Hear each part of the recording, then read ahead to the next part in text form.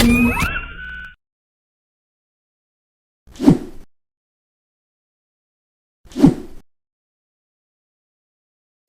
সবাইকে অ্যাস্ট্রাইজেশন ফিটনেসে সবাইকে স্বাগতম।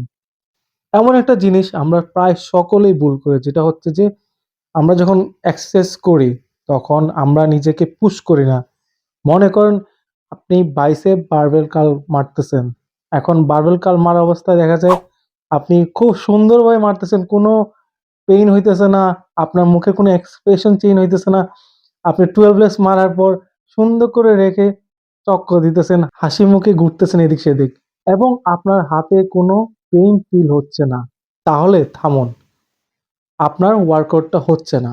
আপনি যখন ওয়ার্কআউট করবেন তখন আপনার ফেসিয়াল এক্সপ্রেশন কিন্তু অনেক চেঞ্জ হবে, আপনার হাতে প্রচণ্ড পেইন হবে। আপনি যে কোনো এক্সারসাইজ করেন, সেটা যদি সেই মাসলে যদি হিট না করে, কোনো পেইন ফিল না হয়, কোনো মানে আপনি যখন যেই মাসলে ট্রেন করতেছেন কি ওইখানে লাগতেছে না, তখন বুঝে নেবেন যে আপনার ওয়ার্কআউটটা হচ্ছে না। তার মানে কি, আপনাকে ওয়েটটা একটু বাড়াতে হবে, আর না হয় সেটাকে আরো বেশি পুশ করতে হবে, তাহলে সেটা ফিল করবেন। এই জিনিসটা কিন্তু অনেকেই ভুল করে, যে সে চাইলে কিন্তু আরো 4-5টা সেট মারতে পারতো, চায় নাই, যার কারণে তার বডি গ্রো হয় না। তো আমি তো সবসময় ডায়েট নিয়ে কথা বলি, আজকে এক্সারসাইজের একটা সিক্রেট শিখিয়ে দিলাম যে আপনি এটা কখনো মিস করবেন না, এই ভুলটা কখনোই করবেন না।